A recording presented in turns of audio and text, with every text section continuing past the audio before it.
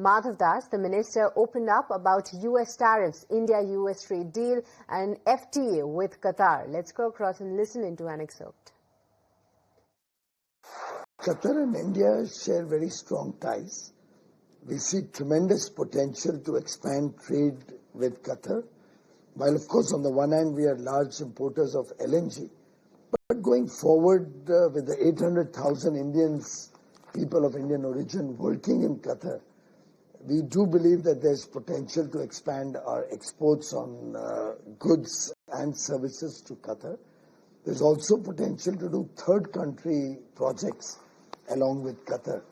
And therefore, we are in the process of trying to finalize the terms of reference for a free trade agreement with Qatar. Regarding tariffs coming in from USA, we have been engaged in talks with them, and you, of course, spent a considerable amount of time involved in that. You've also mentioned that you're closely watching the government shutdown there in the United States. Has it really had any impact, or are you looking at its potential impact in the future? And what really are the sticking points? Are they market access? Is it the tariff rates, technology transfer?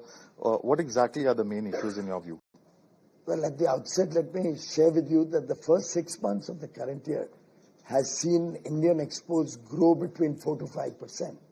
So despite all the global volatility and uncertainty and turbulence, India continues to power on with 7.8% growth in the first quarter, second quarter also looking good, exports growing between 4 to 5%. Strong macroeconomic fundamentals, foreign exchange reserves are quite significant, $700 billion. All in all, Prime Minister Modi's leadership has truly taken India to greater heights never seen before. In terms of the US agreement, we are at an advanced stage of dialogue. But as they say, no deal is complete until it is completely complete. So let us wait and watch and see how it works out. Right. I'm just going to quote your counterpart in the cabinet, Mr. S. Jaishankar, who said that India and United States have not arrived at a landing ground for our trade discussions, while we have been very clear that we're not going to compromise on our energy security, whether it is Russian imports, and even the kind of actions that have been coming in from the US's side, whether it's the high tariff or even this entire issue regarding this, the H-1B visa. We've even seen talks coming of tariffs on pharma.